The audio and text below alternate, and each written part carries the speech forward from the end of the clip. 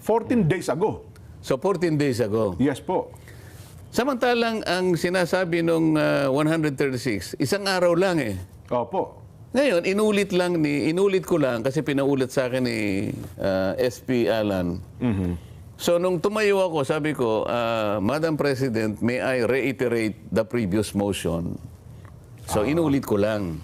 So nagtataka sila ngayon, teka muna kanya, wala namang rules eh, ganito, ganyan. Wala pa po kasi dahil hindi pa formalized, hindi pa organized ang Committee on Rules. Hindi pa nabubuo yung Committee on Rules, wala pang members, etc.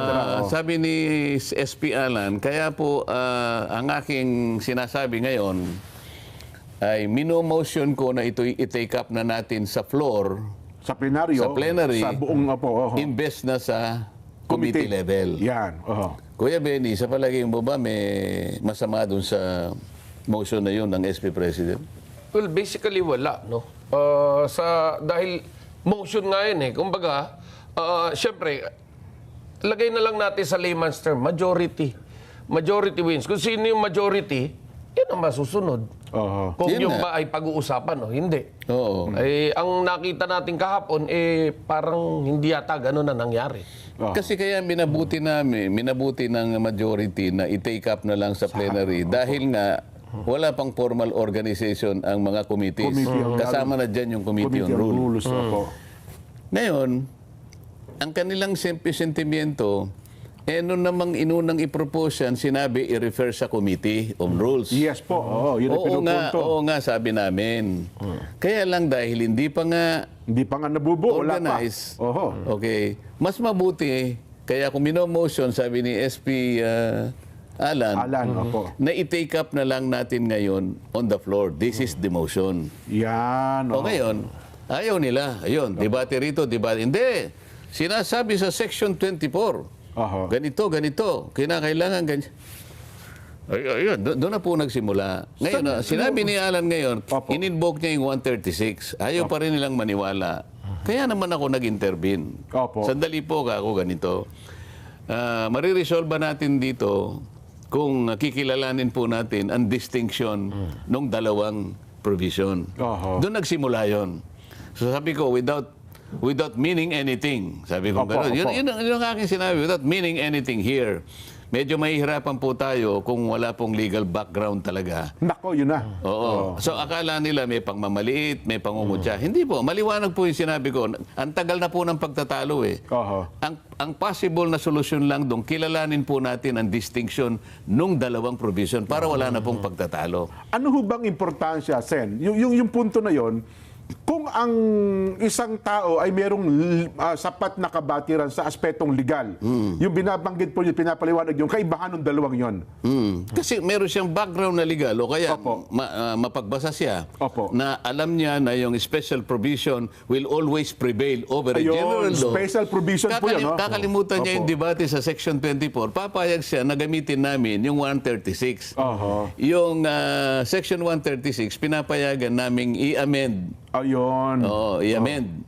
Gamit yon na hindi naman gagaling sa committee. So, di maliwanag na sana. Kaya lang, ang problema namin, bakit ayaw nila na i-take up namin on the floor? Samantalang, ang plenary dyan ay supreme. Siya yung ibabaw ng lahat. Higit na, kasi lahat na yun eh. Kahit na pagsama-samahin namin ang kapangyarihan ng lahat ng committee sa Senado, hindi pa rin sila po pwede kung plenary ang magsasalita. Buong Senado po kasi pag plenaryo. Ang totoo nun, Kuya Benny, alam mo rin to, pwede namin i-suspend nga yung rules eh. Pag sinabi ng plenary, pag pumayag kami lahat eh. Yun ang hindi nila makuhang masyado. So, pumayag na kayo kanyang, i-discuss lang natin, i-take up lang natin. Ayaw nila. Bakit daw nagmamadali? May nagsabi ng railroading dito. Oo nga. Para daw sinasakal nyo raw sila. Mayroon pa iba na parang... meron ba kayong gustong habulin na kaya nyo gustong pagpasyahan ka agad dyan? Yun nga, yun ang medyo nakakalungkot doon, Jen.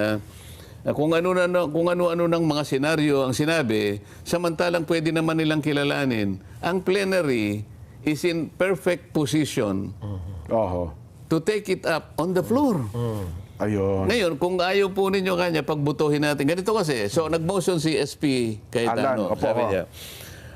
Madam President, sabi niya kasi ang nakatayo doon, como siya yung nasa baba, Senadora yung Loren. Pro tempore. pro tempore. Opo. Madam President, sabi niya, I move that we take up the motion of Senator Marcoleta on the floor. As a matter of fact, he is ready to defend it. Yes. Ngayon, dapat merong mag-object. Hindi yung salitaan ng salitaan. Objection. Kapag merong sasabihin ngayon ng presiding officer, okay, there is a motion to take up the motion of Senator Marcoleta right now, this afternoon, and there is objection, we divide the House. So, magbubutuhan kami. Yun ang kasi yun ang mekanismo eh. Yes po. Demokrasya talaga, wala kang magagawa. Hindi naman kami pwedeng patagalan ng debate. At one point, kailangan naming i-resolve yung issue. So magbubutuhan. Alam nila na minority sila. Opo. So wala silang tigil kung hindi banat ng banat para hindi namin mapag-usapan on the floor. Ano ang problema? Ba't ayun yung pag-usapan? Pag-uusapan pa lang eh. Pagdidibatihan pa lang. Pagdidibatihan pa lang, hindi pa naman namin ina-adapt. Naaprobahan. Hindi kagaya nung ginawa ni Tito Sen, na sinasabi ko, Journal 75, Noong 2018. wala nang pagtatalo, inadapt kagad eh. Mas madali nga yung ginawa niya. So sabi ko nga, binabanggit nila kasi na matagal na sila sa Kongreso, matagal na sila sa Senado. Opo. Ba't nakalimutan nila yung Journal number 25? Kamakailan lang naman ito, 2018. Di pa masyado ano ito eh. Okay. Dito, walang debate ito, Kuya Benny. Inadapt ka agad. Yung motion. O, mas maganda yung sa amin, pagdidibatihan pa bago i-adapt. Liwanagin tanong natin sa yung punto na yun ang iminotion po na si SP Soto, pagdibatihan yung... Hindi si Soto, si... SP Alan pala. SP Alan, sorry. SP Alan, pagdibatihan, hindi po agad i-adapt yung panukala. Hindi. Ayun, kasi akala nila, para bagang kapag Hindi, nanalo sila sa botohan, Alam nila yung motion. ganun Kaya mo lang, ba? bakit daw pagdidibatihan sa plenary, gayong meron namang, ba't hindi sa committee? Ini-refer dapat hindi sa ba committee nila alam, rules? ang committee, mas makapangyarihan, ang plenary, mas makapangyarihan sa committee.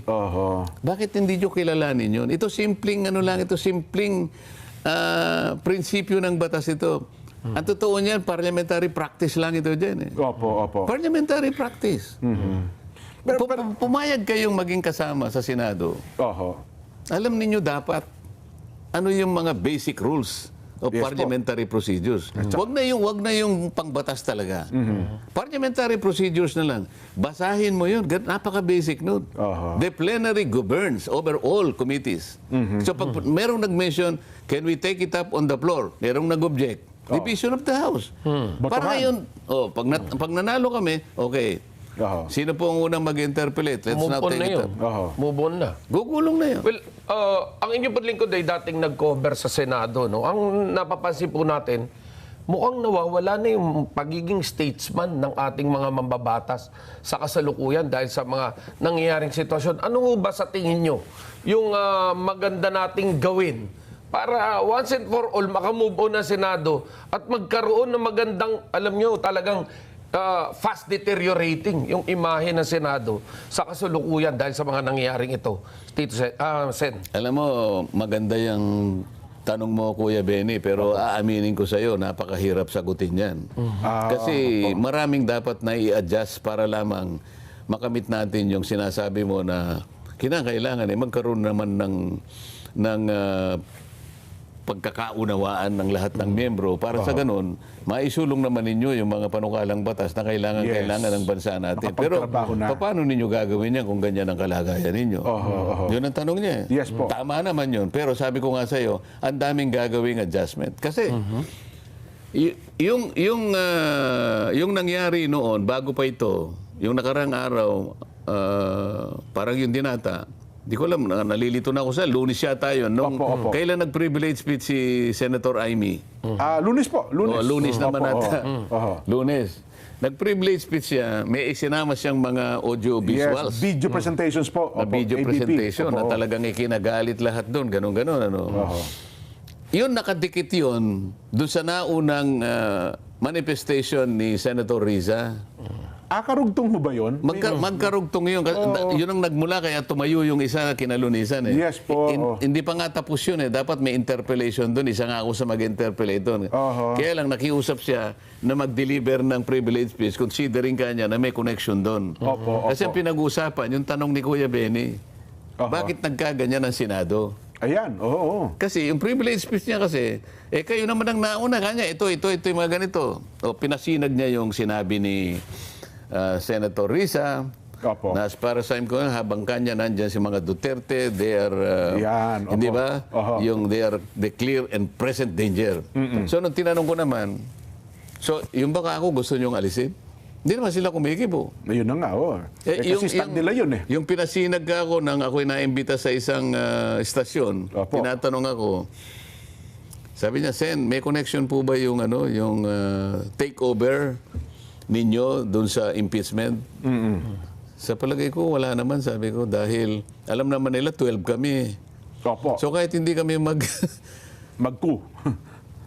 Kung hindi namin alam kung anong direksyon ito kako, pero pwede naming idikta kung saan kung saan ang swing ng ng impeachment. So, gusto ko sabihin with 12 on our side, alam na ninyo kung anong magiging direksyon, di ba? Mahirapang So, maano yung impeachment. bakit nyo sasabing may connection doon? Di ba? O, ibig nyo sabihin ka ako, yung opinion ko na yun, tatanggalin nyo? Masama ba ako yung nagbigay ako? Kayo naman ka ako. Halos araw-araw kung ano pinagsasabi nyo rin sa television, sa dyaryo, di ba? Tapos sabi ko, ito, pwede ko ba akong sagutin ngayon kung bakit nagkaganito tayo? Yan, opo. Bakit ba ganyan na nangyari ngayon sa Senado? Inisa-isa ko, sabi ko, Kuya Benny, sabi ko, unang-una, kaya nagkaganito ang Senado, kauna-unahan na, nilustay natin ang halos 9 na buwan. Ang mga tao naghihintay ng kasagutan kung anong nangyari sa pera nila na ninakaw sa tanghaling tapat. Opo.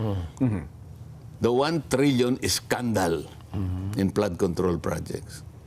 Ano ang ating may dadahilan sa tao na sa loob ng 9 na buwang singkad ni isang pagdinig ay wala kayong ginawa? Basahin ninyo ang social media. Maaaring ang mainstream media hindi nire-reflect ang katotohanan nito. Pero ang social media, wala nang katiwa-tiwala sa atin ang dahil doon.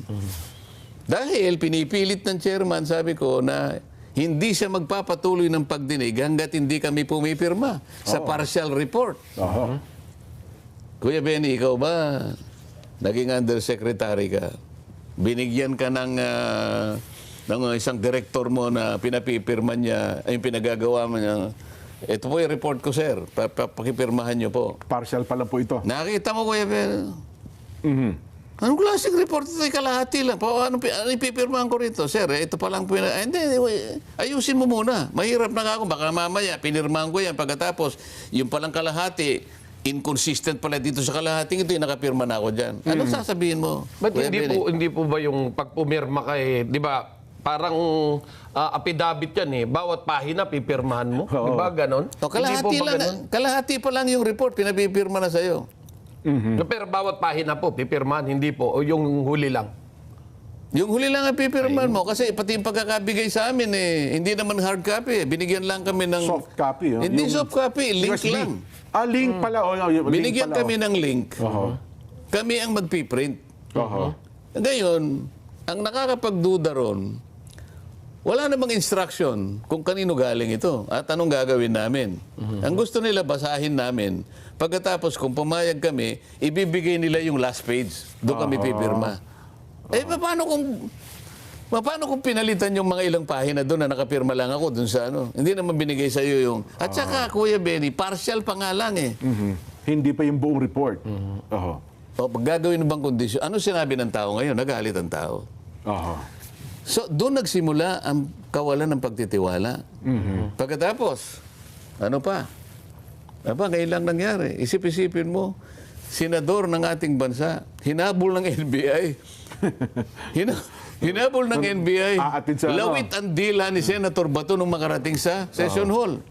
Ganun, nangyari na ba sa kasaysayan ng Senado, hinabol mo yung Senador? Huhulihin, dadakpin. Talagang lawit ang dila ng tao. First time in the history ng Senado po yun. Pangalawa yun. Paano hindi babagsak ang dignidad ng Senado? Pagkatapos, yung isang miyembro ng USA, ito yung Sergeant Arms namin, Opo.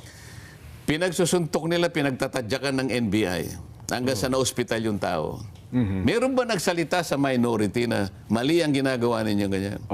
Mali ang ginawa ninyong paghuli kay Senator, hindi dito sa premises natin.